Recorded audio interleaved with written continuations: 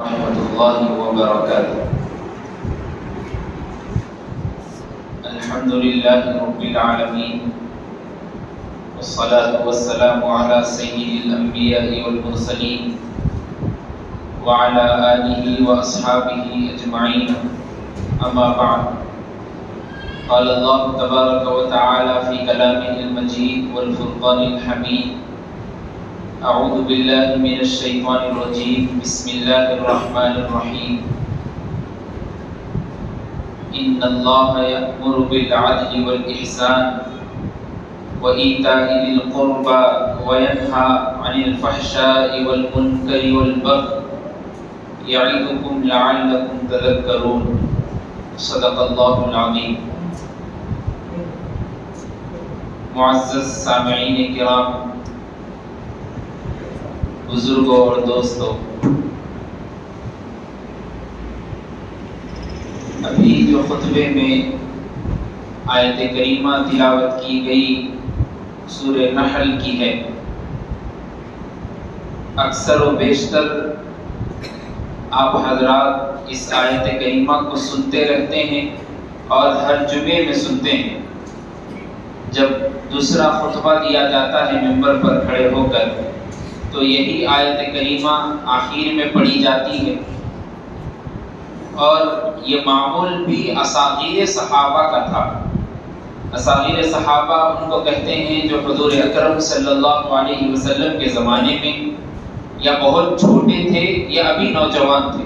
جب حضور صلی اللہ علیہ وسلم کی وفات کا وقت تھا، وفات ہوئی تو ابھی چھوٹے تھے یا ابھی نوجوان تھے، ان کو اساطیر صحابہ کہتے ہیں۔ اور اساطیر صحابہ کا یہی معمول تھا کہ ہمیشہ اس آیت کریمہ کو اپنے خطبوں میں اور بیانات میں پڑھتے رہتے تھے۔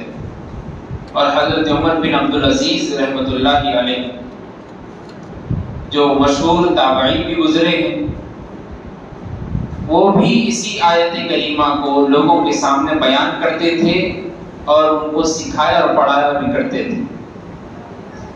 اصل میں یہ آیت ایک مجموعہ ہے۔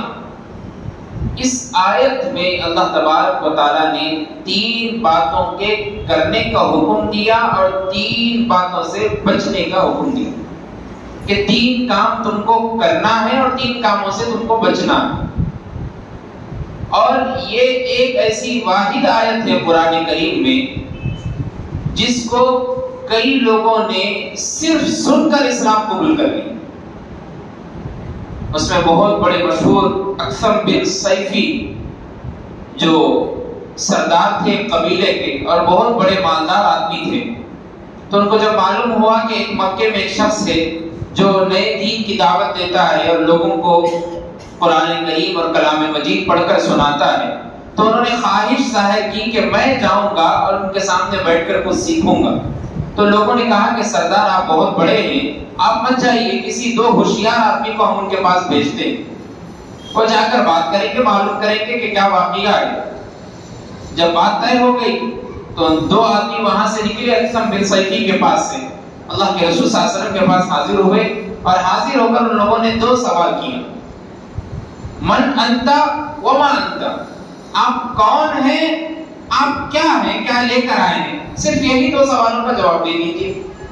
اللہ کے رسول صلی اللہ علیہ وسلم نے من انت پہلے سوال کا جواب مختصر دیا اور یہ بات کہی کہ میں محمد بن عبداللہ، میں محمد ہوں، میرے ابا کا نام عبداللہ ہے۔ بس اپنا لقب اور اپنا نام اور اپنی زندگی کے بارے میں اتنا ہی بتایا۔ جو دوسرا سوال کیا تھا کہ تم کیا لے کر آئے، اس کا سوال کا جواب اللہ کے رسول صلی اللہ علیہ وسلم نے اسی آیت کریمہ کو پیش کیا اور کہا کہ ان اللہ یأمر بالعدل والإحسان وإیتاء ذی القربى وینہی عن الفحشاء والمنکر والبغی یعظکم لعلکم تذکرون، کہ بے شک اللہ حکم دیتے ہیں عدل کا، احسان کا اور اپنے رشتہ داروں کے ساتھ قرابت کا، اور اللہ منع کرتے ہیں فحشاء، بے حیائی سے، بری باتوں سے اور لغو کاموں سے، یعظکم لعلکم تذکرون، اللہ تم کو ان چیزوں سے نصیحت دیتے ہیں تاکہ تم نصیحت حاصل کرو۔ اس آیت کریمہ کو جب بیان کیا گیا ان لوگوں نے کہا تھا کہ رسول صلی اللہ علیہ وسلم ایک اور مرتبہ پڑھ کر سنائیے تاکہ ہمیں یاد ہو جائے. تو اللہ کے رسول صلی اللہ علیہ وسلم نے جب تک ان کو پڑھ کر سنایا جب تک ان کو یاد نہیں ہوا. جب یاد ہوا تو لوگ پھر آئے اپنے قبیلے میں اور اقسم بن صیفی سے کہا کہ ہم نے 2 سوالات کیے کہ تم کون ہیں اور کیا لے کر آئے. انہوں نے پہلے سوال کا جواب بہت مختصر دیا اور ہم نے معلوم کیا ان کے خاندان کے بارے میں تو بہت معزز ہے, قبیلہ قریش کا سردار عبد المطلب کے پوتے ہیں. ہم نے ان کی ہسٹری معلوم کی. اور جو دوسرے سوال کا جواب تھا انہوں نے اس آیت کریمہ کو پڑھ کر سنایا. میں آپ کو پڑھ کر سناتا ہوں, پڑھ کر سنائی ان اللہ یامر بالعدل آخر تک. اقسم بن صیفی نے صرف یہ آیت کریمہ پڑھ کر پورے قبیلے سے کہا کہ دیکھو یہ شخص صحیح چیزوں کی آپ کو تعلیم دیتا ہے, ہمیں بھی چاہیے کہ ہم اللہ اور اس کے رسول پر ایمان لے کر. اور پورا قبیلہ اقسم بن صیفی کے ساتھ بنا دیکھے, ابھی اللہ کے رسول صلی اللہ علیہ وسلم سے ملاقات نہیں ہوئی, جا کے ملے نہیں, سامنے بیٹھے نہیں, زانو تلمس نہیں کیے, ابھی آپ سے کوئی نصیحت حاصل نہیں کیے سامنے بیٹھ کر, صرف یہی آیت کریمہ ہے کیسی ان کے دل میں بس گئی اور کہا کہ بھائی یہ جو آیت کریمہ ہے ہماری زندگی کو بدلنے والی ہے, ہم نے اللہ اور اس کے رسول پر ایمان قبول کیا.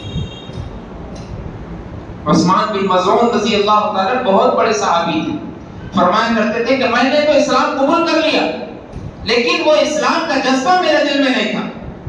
لوگ اسلام قبول کر لیتے, میں بھی ان کے ساتھ ساتھ ہو لیا اور اسلام قبول کر لیا, لیکن جب یہ آیت کریمہ میرے دل میں آئی اور اللہ کے رسول صلی اللہ علیہ وسلم کے ذریعے وحی کے ذریعے نازل ہوئی اور اللہ کے رسول صلی اللہ علیہ وسلم نے پڑھ کر سنائی تو ہم نے سمجھ لیا کہ اب ہمارے دل میں اسلام اور ایمان بس گیا ہے, اب ہم اس کو نکال نہیں سکتے. یہ آیت کریمہ کی حیثیت, اس آیت کریمہ کی فضیلت, اس آیت کریمہ کی اہمیت, اس آیت کریمہ کا درجہ بہت بڑا ہے.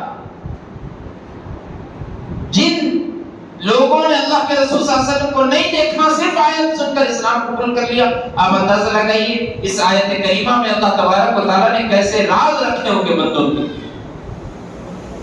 صحابہ کرام رضوان اللہ علیہم اجمعین کی جماعت جب ان کے سامنے قرآن مجید کی آیت نازل ہوئی, الذین آمنوا ولم یلبسوا ایمانہم بظلم اولئک لہم الامن وہم مہتدون, کہ ایمان والو کسی بھی ظلم کے ذریعے سے ملتبس مت ہو جاؤ, لبادہ مت اڑاؤ.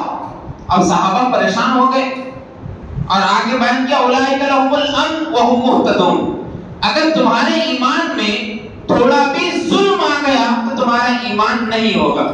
صحابہ کرام پریشان ہو کر کہنے لگے کہ بھائی کبھی ہم چھوٹوں پر کبھی کبھی ظلم ہو جاتا, کبھی بڑوں پر ہو جاتا, کبھی خاندان میں جھگڑے ہو جاتے تھوڑے بہت, کبھی گھریلو کچھ جھگڑا ہو جاتا میاں بیوی کے تعلق میں, تو کیا اس ظلم کی وجہ سے بھی ہمارا ایمان کمزور ہو جائے گا؟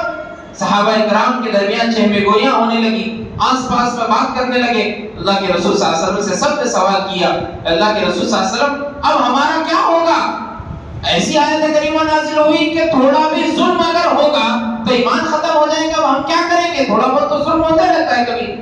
تو اللہ کے رسول صلی اللہ علیہ وسلم نے کہا کہ تم نے اس آیت کے مطلب کو نہیں سمجھا. یہاں ظلم سے مراد شرک ہے, جو حضرت لقمان علیہ السلام نے اپنے بیٹے سے نصیحت کی, ان الشرک لظلم عظیم.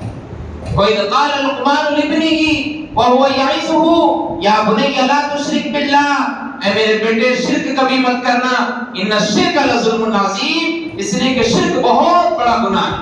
وہ ظلم سے مراد یہاں پر آس پاس میں اور اپنے خاندانوں میں جھگڑے ہونے والے ظلم کو نہیں بولا گیا, یہاں پر ظلم سے مراد شرک ہے. سب سے پہلا جو درجہ اللہ تبارک و تعالیٰ نے اس آیت میں رکھا, ان اللہ یأمر بالعدل, اللہ حکم دیتے ہیں عدل کا. اب عدل کس کو بولتے ہیں؟ آسان لینگویج میں اگر اس کو بولا جائے تو انصاف, جیسے بولا جاتا ہے کہ بھائی وہ عادل ہے, یعنی انصاف پسند آتی ہے, بہت صحیح انصاف کرتا ہے. عدل کے مخالف میں, اپوزٹ میں جو جملہ آتا ہے وہ ہے ظلم. اگر کسی پہ انصاف نہیں کیا جا رہا تو لوگ بولتے ہیں کہ بھائی ظلم کر رہے ہو. ظلم کا مطلب انصاف نہیں کر رہے. اور سب سے پہلے اگر کسی کے ساتھ انصاف کی بات آتی تو اللہ کے ساتھ. اور اللہ کے ساتھ انصاف کیسا کرنا ہے؟ اللہ کے ساتھ انصاف ایسا ہونا ہے کہ شرک کی تھوڑی بھی ملاوٹ اس میں نہ رہے, تھوڑی بھی. ذرہ برابر بھی شرک کی حلاوت اور مٹھاس نہیں. شرک سے بالا تر ہو کر اللہ تبارک و تعالیٰ کے سامنے بیٹھنا اور کہنا کہ اللہ آپ ہیں مالک الملک، آپ کے علاوہ کوئی نہ بیمار کر سکتا ہے، نہ شفا دے سکتا ہے، نہ اولاد دے سکتا ہے، نہ کچھ کر سکتا ہے، نہ ہماری زندگی سدھار سکتا ہے، نہ بگاڑ سکتا ہے سوائے آپ کے. آپ ہی ہیں، آپ سب کچھ ہیں. یہ ہمارا عقیدہ ہونا چاہیے. اگر تھوڑا بھی شرک اس میں آ گیا، سوچ بدل گئی کہ بھائی یہاں سے کام نہیں ہو رہا، ادھر جانے سے کام ہوتا فلاں جگہ سے، تھوڑی بھی شرک آ گئی، رتی برابر یا ذرہ برابر بھی ایمان کا رد ہوگا. اللہ کے ساتھ آپ نے عدل نہیں کیا بولنے کا مطلب. اس کے بعد حضور کریم صلی اللہ علیہ وسلم کے ساتھ عدل کی بات آتی. اب اللہ کے بعد اگر کسی کے ساتھ عدل کرنا ہے تو انبیاء کی جماعت کے ساتھ، محمد صلی اللہ علیہ وسلم کے ساتھ. کیسا عدل؟ عدل ایسا کہ اللہ کے رسول صلی اللہ علیہ وسلم آپ نے جو حکم دیا اب ہم اس کو ہی کریں گے، اس کے علاوہ کوئی اور چیز نہیں. اس آیت کریمہ کو تو اپنوں نے دیکھ کے اسلام قبول کر لیا، غیروں نے بھی مان لی اس بات کو کہ بھائی یہ آیت کریمہ جو ہے، ہم اللہ کے رسول صلی اللہ علیہ وسلم کو ایسے ہی بولا کرتے تھے کہ آپ شاعر ہیں، مجنون ہیں، اپنی طرف سے آیتیں بنایا کرتے ہیں، لیکن اس آیت کو سننے کے بعد ہم یہ کہنے پہ مجبور ہو گئے کہ یہ آیت کسی ایسے انسان، کسی ایسے پروردگار نے نازل کی ہے کہ کوئی اور کر ہی نہیں سکتا. وہ آیت ان اللہ یأمر بالعدل. ولید بن مغیرہ بہت بڑا کافر تھا. اللہ کے رسول صلی اللہ علیہ وسلم کی مجلس میں حاضر ہو کر کہتا ہے کہ دیکھو اگر تمہارے کو اچھی سے اچھی شادی کرنا ہے تو ہم کرا کے دیں گے، اگر اچھی سے اچھی پراپرٹی ہونا ہے تو ہم دیں گے، اچھی سے اچھی تم کو حکمرانی ہونا ہے تو ہم دیں گے، اچھی سے اچھی جگہ ہونا ہے تو ہم دیں گے. تم ایک کام کرو، یہ دین کا جو کام کر رہے اس کو چھوڑ دو، ہم سب کچھ دینے کے لیے تیار ہیں. اللہ کے رسول صلی اللہ علیہ وسلم نے اس آیت کریمہ کو پڑھ کر سنا اور کہا کہ میرا کام تو صرف یہی ہے جو اللہ نے اس آیت میں بیان کیا. اور جیسے اس آیت کو سنتے ہی کہتا ہے کہ یہ آیت کریمہ سننے کے بعد مجھ کو ایسا معلوم ہوا کہ اس کی مٹھاس میرے دل میں بس گئی، لیکن ایمان قبول نہیں کیا. اللہ تبارک و تعالیٰ نے اس کو نوازا نہیں، لیکن آیت سننے کے بعد کہتا ہے کہ دیکھو اس آیت میں ایسی مٹھاس اور ایسی حلاوت ہے جو کسی اور آیت میں. اللہ کے رسول صلی اللہ علیہ وسلم کے ساتھ عدل بھی ہمارا ایسا ہونا چاہیے. اور اللہ کے رسول صلی اللہ علیہ وسلم خود عادل تھے، انصاف پسند تھے. اور کیسا انصاف پسند اللہ کے رسول صلی اللہ علیہ وسلم کی زندگی تھی، آپ اندازہ لگائیے. ایک صحابی بیٹھے ہوئے اللہ کے رسول صلی اللہ علیہ وسلم کے سامنے اور ان کے پیٹھ پہ سے کرتا ہٹا ہوا ہے. اللہ کے رسول صلی اللہ علیہ وسلم کے ہاتھ میں چھوٹی سی چھڑی تھی، آپ نے صرف 2-3 مار ان کے پیٹھ پر مارے. اور جیسے ہی وہ مڑ کر ٹھہرے تو ٹھہر کر کہتے اللہ کے رسول صلی اللہ علیہ وسلم میں بھی بدلہ لوں گا. میں قربان جاؤں اللہ کے رسول صلی اللہ علیہ وسلم کے انصاف پر. آپ بھی پلٹ کر بیٹھ گئے اور لکڑی ہاتھ میں دی اور کہا کہ مارو. انصاف دیکھیے آپ، اگر کوئی حاکم یا حکمران ہوتا ہے اور اگر وہ کسی کو مارے یا اگر کسی کو تکلیف دے تو غریب کو اور عوام کو یہ بولنے کا بھی حق نہیں ہوتا کہ ہم تمہارے ساتھ لڑیں گے. ہم کو انصاف چاہیے، بولنے بھی نہیں دیتے. اگر بولیں گے بھی تو دوسرے دن نہیں دیں گے، تیسرے دن نہیں دیں گے، یا پہلے دن ہی اٹھا لیے جائیں گے. اس لیے کہ انصاف کے خلاف آواز اٹھ گئی اور ظلم کے خلاف بولنے پہ کوئی مجبور ہو گیا تو رہ گئے نہیں انہیں گلی میں اور محلے میں. اللہ کے رسول صلی اللہ علیہ وسلم سے سب سے بڑا سردار کون ہو سکتا ہے؟ ان سے بڑا حاکم کون ہو سکتا ہے؟ اور ان سے بڑا سمجھانے والا دنیا کو کوئی اور ہو ہی نہیں سکتا. آپ مذکر ہیں، آپ نصیحت دینے والے لوگوں کو، آپ بشیر بھی ہیں، آپ خوشخبری دینے والے، آپ نذیر بھی ہیں، ڈرانے والے بھی ہیں. اور اللہ کے رسول صلی اللہ علیہ وسلم مڑ کر بیٹھ کر کہا کہ دیکھو مارو. صحابی نے کہا کہ آپ کے جسم پر ایک کپڑا ہے، میرا جسم تو کپڑے سے بھی ہٹا ہوا تھا، آپ وہ کپڑا ہٹا دیجیے. اللہ کے رسول صلی اللہ علیہ وسلم اس کپڑے کو بھی ہٹا دی اور اپنی پیٹھ کو دکھائے اور کہا کہ مارو، بدلہ لو. جتنے میں تم کو مارا ہوں تم بھی اتنا ہی مارو، بدلہ لے لو. اللہ کے رسول صلی اللہ علیہ وسلم کے ساتھ وہ صحابی چمٹ گئے اور چمٹ کر کہا کہ اللہ کے رسول صلی اللہ علیہ وسلم میری یہ مجال کہ میں آپ کے اوپر ہاتھ اٹھاؤں. میں تو اس موقع کی تلاش میں تھا کہ آپ کی پیٹھ کو میں دیکھوں اور آپ سے لپٹ جاؤں اور میری پیٹھ میرا پیٹ آپ کے پیٹھ سے مل جائے. اس سے بڑی خوش نصیبی کی بات اور کیا ہو سکتی. لیکن بتانے کا مقصد یہ ہے کہ اللہ کے رسول صلی اللہ علیہ وسلم نے انصاف کیسے کیا، انصاف کا معاملہ کیسے تھا. کہ جب اپنے اوپر مارنے کی بات آئی تو قبول کر لیا کہ بھائی مار سکتے آپ بھی مجھے۔ حضرت عمر رضی اللہ تعالیٰ کا انصاف آپ نے کئی واقعات میں پڑھا ہوگا، اس لیے آپ کو عادل بھی بولا جاتا ہے کہ آپ انصاف پسند آدمی تھے، آپ کے جیسا کوئی انصاف کر ہی نہیں سکتا۔ شاگرد کس کے تھے؟ اللہ کے رسول صلی اللہ علیہ وسلم کے۔ زندگی گزارنے کا طریقہ کس سے سیکھا؟ اللہ کے رسول صلی اللہ علیہ وسلم کی زندگی سے سیکھا۔ اللہ کے رسول صلی اللہ علیہ وسلم کے سامنے ایک شخص آیا اور کہنے لگا کہ آپ نے فلاں کے بارے میں چوری کے الزام میں یہ بات کہی ہے، یہ واقعہ سنایا ہے اور کہا کہ اس کے دونوں ہاتھ کاٹ دیے جائیں گے، یہ کیسا ہوا؟ اگر اس جگہ پہ اگر کوئی اور کرتا تمہارا قریبی رشتہ دار کا، تم دونوں بھی ہاتھ کٹوا دیتے۔ اللہ کے رسول صلی اللہ علیہ وسلم قربان جاؤں انصاف کا معاملہ دیکھیے، فرماتے ہیں کہ اگر فاطمہ میری بیٹی بھی چوری کے الزام میں پکڑی جاتی تو میں اس کے دونوں ہاتھ بھی کاٹ دیتا۔ انصاف کا معاملہ ایسا ہے، انصاف کا حال ایسا ہے اور انصاف کا طریقہ ایسا ہے۔ اور آج زمانہ موجود میں آپ حالت حاضرہ میں نظر دوڑا کر دیکھیے، کیا حالات، کیا سچویشن ہو گئی، کیسی زندگی لوگوں کی گزر رہی، اپنوں کے ساتھ، غیروں کے ساتھ تو دور کی بات، اپنوں کے ساتھ بھی انصاف نہیں ہوتا۔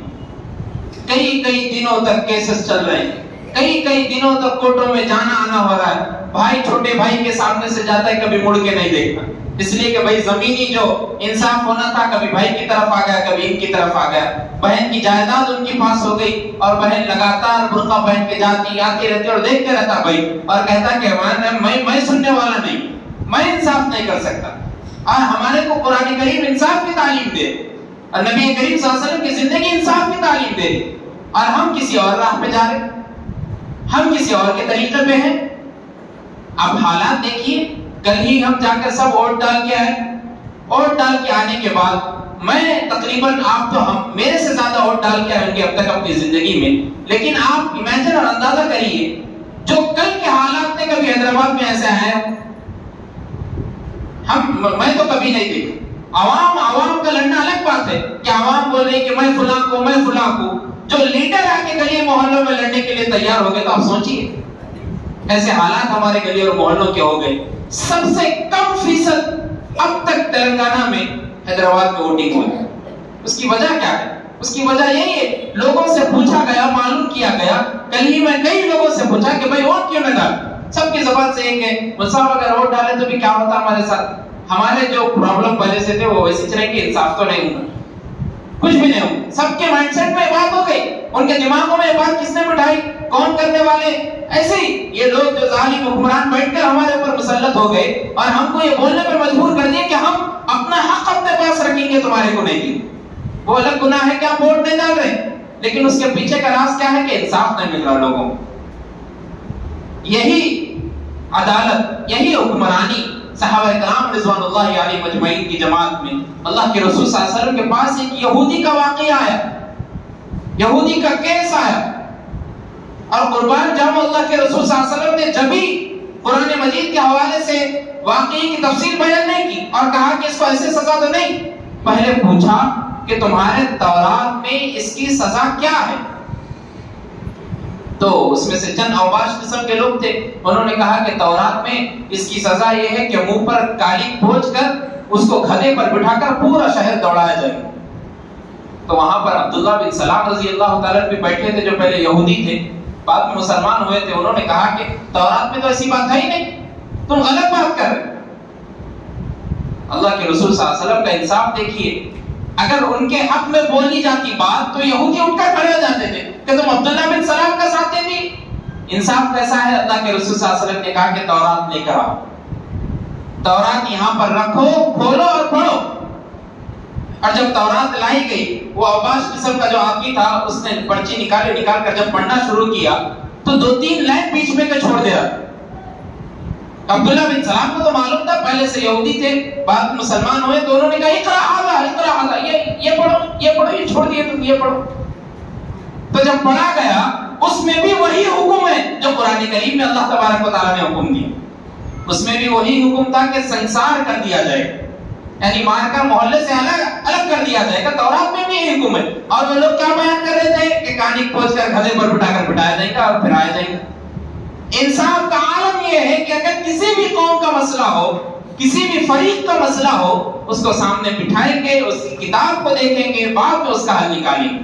اللہ کے رسول صلی اللہ علیہ وسلم کی زندگی، ہم اپنی زندگی میں غور کریں، ہم یہ دیکھیں کہ بھائی آج تک میں نے اپنی 60 سال 40 سال کی زندگی گزار دیا، کیا میری زندگی عدل و انصاف پہ ہے؟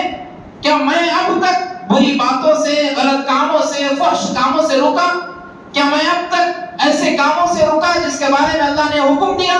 وَيَنْهَا عَنِ الْفَحْشَاءِ وَالْمُنْكَرِ وَالْبَغْيِ، اللہ نے 3 باتوں کا حکم دیا کہ میں اب تک رکا۔ آپ کو یہ بھی معلوم ہونا چاہیے کہ حضرت آدم سے لے کر محمد رسول اللہ صلی اللہ علیہ وسلم تک جتنی امتیں پیدا کی گئی، سب سے بہترین امت حضور اکرم صلی اللہ علیہ وسلم کی امت کو کہا گیا۔ کیوں کہا گیا؟ ایک ہی وجہ، کہا گیا کنتم خیر امہ، تم سب سے بہترین امت ہو۔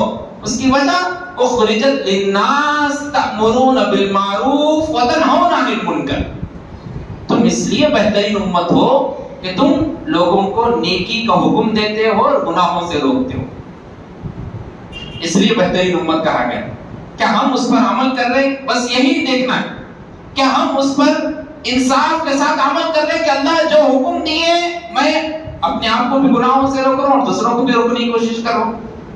کیا آپ نے کبھی اپنے محلے میں اپنے بھائیوں اور اپنے گھروں کے ساتھ بیٹھ کر دیکھا کیا میرا بھائی کسی اور جگہ فلم دیکھنے کے لیے تھیٹر جا رہا تو میرا یہ کام ہونا چاہیے کہ میں اس کو گناہوں سے روک کے مسجد تک لے کے آؤں؟ کبھی یہ سوچے آپ؟ عدل اور انصاف ایسے ہی پیدا ہو، آپ اپنوں کی کوشش کریے، دوسرے خود بخود جڑتے جائیں گے۔ ہمارے کو اپنے میں فکر نہیں ہے، اپنے خاندان اعز و اقارب میں فکر نہیں ہے، تو پھر دوسروں سے ہم امید لگائیں؟ کوئی بات نہیں، بیکار کی بات۔ اور خاص طور پہ کل کی ووٹنگ اور الیکشن ہونے کے بعد جو آخری بات میں بولنا چاہتا ہوں، دعاؤں کا اہتمام ضروری۔ دعا کرے کہ اللہ ہمارے اوپر ایسے ظالم حکمرانوں کو مسلط نہ کرے جو ہمارے کو ہمیشہ پریشانی میں رکھے، اس لیے کہ جو سچویشن اور حالات چل رہی ہے مسلمان اس میں پستے جا رہے ہیں۔ اس لیے ایک زمانہ آئے گا کہ اللہ کے رسول صلی اللہ علیہ وسلم نے کہا تھا کہ جب ہندوستان کی جو مشہور مسلمان ہیں جو ہندوستان میں رہتے ہیں ان کے خلاف ایک جنگ ہوگی جو بہت بڑی عظیم جنگ ہوگی، وہ جنگ کی شروعات ہے۔ ایسے ایسے واقعات بھی سامنے آ رہے ہیں جو اللہ کے رسول صلی اللہ علیہ وسلم نے اپنی احادیث میں بیان، قیامت صغریٰ کی علامتیں موجود ہیں۔ اب چھوڑیے کبریٰ تو آ ہی جائیں، چھوٹی چھوٹی علامات معلوم ہو رہی ہے۔ فلسطین پر جو ظلم ہوا، جو مسلمانوں کو مارا جا رہا، وہ بھی یہ ساری چیزوں میں سے ایک چیز جو مسلمانوں پر ظلم کیا جا رہا، اور مسلمان مسجد سے کٹ کے کسی اور طرف جا رہے ہیں، یہ بھی ایک قیامت کی علامتیں ہیں۔ مسلمان ماں باپ کی فکر نہیں، یہ بھی قیامت کی علامتیں ہیں۔ مسلمان بھائی نہیں، یہ بھی قیامت کی علامتیں ہیں۔ صرف ایسا ہو گیا محلے میں اور ایریے میں کسی اور کو ووٹ دے رہے تو سمجھ لیجیے کہ تو مسلمان میں نہیں، کسی اور طرف چلا گیا آدمی تو اس کو ایسی نظر سے دیکھ رہے۔ اب انہیں سامنے والا یہ بھی بول رہا کہ بھائی میں غلط کرا کیا کوئی چیز دیکھ کے؟ کیوں غلط کرے بھائی؟ ووٹ آپ کا حق ہے، آپ کی مرضی ہے، آپ جس کو چاہیں دیں، آپ جس کے بارے میں صحیح رائے رکھ رہے ہیں اس کو دیں۔ اور بعض ضابطہ لوگ یہ بھی بول رہے ہیں بیٹھ کر کہ نہیں تم غلط کر دی ان کو دیکھ کر، تم کون ہوتے بولنے والے؟ ان کی مرضی، ان کا ووٹ ہے، ان کا حق ہے، ان کا ملی اور دینی فریضہ ہے۔ تو اس لیے خاص طور پہ کل کے الیکشن کے بعد، ووٹنگ ڈالنے کے بعد 3 دن 2 دن کے بعد جو رزلٹ آنے والا ہے، ہم بیٹھ کر دعاؤں کا اہتمام کریں، نمازوں کے بعد دعائیں کریں، نفلوں کے بعد آپ اگر تہجد پڑھتے ہیں اس کے بعد دعا کریں کہ اللہ ہمارے لیے کوئی آسانی کا کام کر دیجیے، اللہ ہمارے لیے ایسے حکمران اور ایسے لیڈر کو بنا دیجیے جو ہمارے لیے بہتری کا راستہ سوچتا ہو، بہتری کا طریقہ بتاتا ہو۔ اگر ہم یہ کرنے پر اپنے آپ کو صحیح سمجھیں گے تو یاد رکھیے آنے والی جتنی بھی ہماری زندگی ہوگی وہ صحیح سے گزری۔ اور اللہ کے رسول صلی اللہ علیہ وسلم کے ساری سیرت کو ہم نظر انداز کر کے مت چھوڑیں، زندگی کے ہر گوشے میں اس کو اپنانے کی کوشش کریں۔ کہیں پر بھی دیکھا جاتا، جہاں کہیں بھی مسجد کے ذمہ دار اعلان کر دیتے کہ آج مسجد میں فلاں نماز کے بعد تھوڑی دین کی بات ہے، تھوڑی سیرت آپ کے سامنے سکھائی جا رہی، تو جتنے لوگ بیٹھے ہوئے رہتے اس میں سے پورے 10 صف خالی ہو جاتے، صرف ایک صف باقی ہے۔ کیا آپ کو 10 صف والوں کو ضرورت نہیں ہے دین کی؟ کیا 10 صف والوں کو سیرت کی ضرورت نہیں ہے؟ ابھی آپ دیکھیے جمعے کے عنوان سے میں 3 یا 6 جمعہ پہلے ہی بیان کیا تھا جمعے کے فضائل پہ، اور ہمیشہ جب بھی بولا تھا کہ جتنے لوگ مسجد میں آتے ہیں سارے یا تو بیان کے اینڈنگ میں آتے ہیں یا خطبے کے وقت آتے، اور اس سے پہلے کہاں رہتے پورے ہمیشہ سکون سے بھی پانی وغیرہ نہانا، غسل کرنا، کپڑے استری کرنا، بستر اٹھانا، پلنگ پہ لیٹے ہوئے رہنا، سکون سے رہتے اور بولتے بھی ابھی مول صاحب کا مائک میں بیان اوپر ختم نہیں ہو، وہ ہونے کے بعد انہوں واخر دعوانا بولنے کے بعد جائیں گے بن سکون سے، جب ہے اصل نماز۔ اب یہ جو مول صاحب بول رہے اپنی طرف سے بول رہے، کون بولے اپنی طرف سے بول؟ اللہ کے رسول صلی اللہ علیہ وسلم منبر پر کھڑے ہو کر پہلے نصیحت کرتے تھے، صحابہ سمجھاتے تھے، اس لیے کہ جمعے کا دن جمع ہونے کا دن ہے، اور ایسے لوگ آپ کو ظہر میں پھر عصر میں مغرب میں نہیں مل سکیں گے جو جمعے میں ملتے، اور جمعے میں آخری بولتے وقت بیٹھنا ہے، اب صرف نماز کو اٹھنا ہے، پورے لوگ دوڑ رہے، پورے لوگ آئے، کیا فائدہ ہے بتائیے آپ؟ اس لیے میری آپ سے ادباً گزارش ہے، آپ عین وقت میں مت آیا کریں، شروع میں ہی بیان شروع ہوتے وقت آیا کریں، 20 سے 25 منٹ آدھا گھنٹے کا بیان ہوتا ہے، سنیے، استفادہ کیجیے، فائدہ اٹھائیے، آپ کے سننے سے آپ کو فائدہ ہوگا، قبر میں جانے کے بعد آپ کو جواب دینا ہے آپ کا، اگر آپ یہاں سے سن کے کچھ فائدہ حاصل نہیں کریں گے، کچھ آپ کو استفادہ نہیں ہوگا، تو پھر کیسا اپنے آپ کو ہم جنت کے قریب لے جائیں گے بتائیے؟ اس لیے غور و فکر کے ساتھ اپنے آپ کو ایسے بنائیے کہ اللہ کے پاس مجھ کو جواب دینا ہے، اللہ آپ کو بھی اور مجھ کو بھی خاص طور پہ عمل کی توفیق عطا فرمائے۔ وآخر دعوانا ان الحمدللہ رب العالمین۔ جو حضرات سنت